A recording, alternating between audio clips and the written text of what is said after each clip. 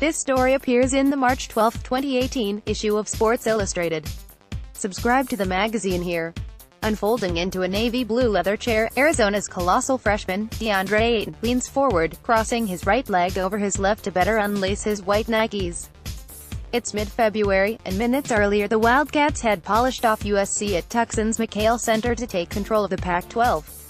Despite that achievement, something is eating at Ayton, and in a Bahamian lilt tinged with indignation, he's eager to express it.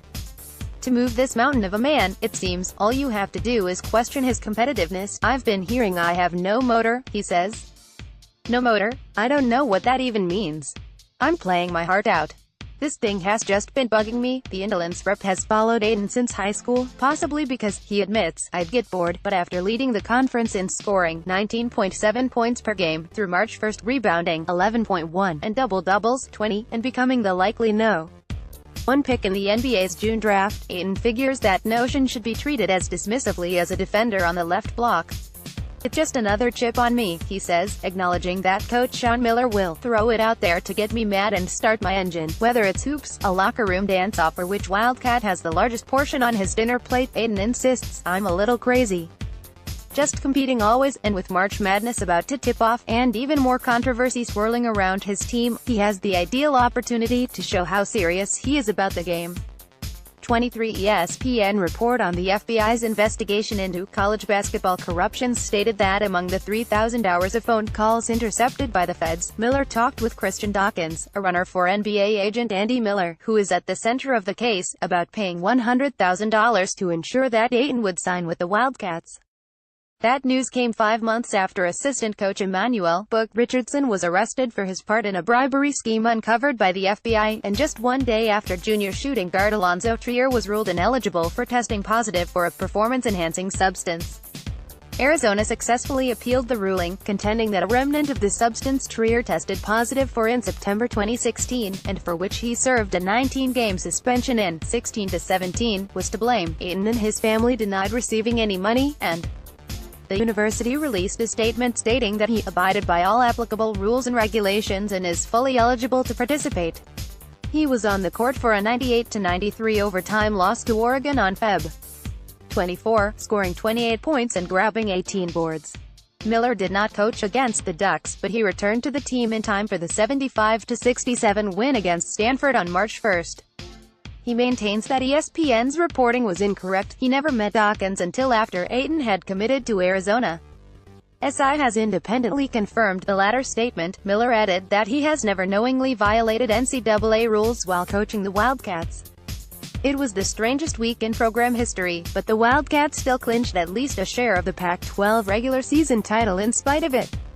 And Miller has said, this team goes where Deandre goes. Born in Nassau, Ayton was discovered at a basketball camp in the Bahamas as a 6 feet 8 inches 12-year-old and then attended high schools in San Diego and Phoenix.